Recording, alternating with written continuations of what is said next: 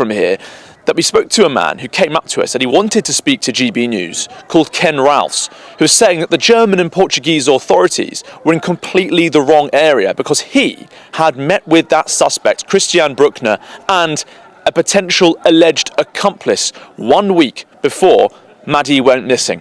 Here's what he said to us earlier today. He introduced me to Christian, told me it was his best friend, and we invited him, come and have a drink with me and his accomplice, because I was friendly with his accomplice, who we took food to help him and his children. And then he started to cry and confess that he was going to get involved with Bruckner to take a child from Pride of Luz, which I just thought was, crazy to hear that. And he told me he'd done all the planning, Christian knew what he was doing, and I just said, you want to stay away from these people. Stay the hell out.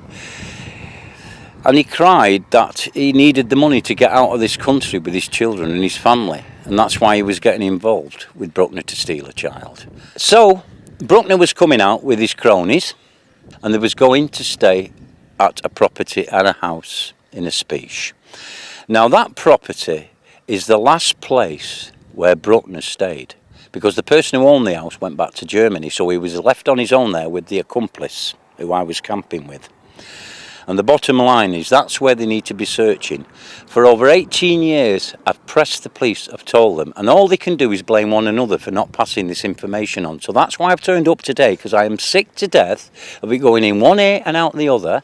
I'm sick to death of the Portuguese saying the English have not sent us any information, and I'm sick to death of Scotland Yard lying to me.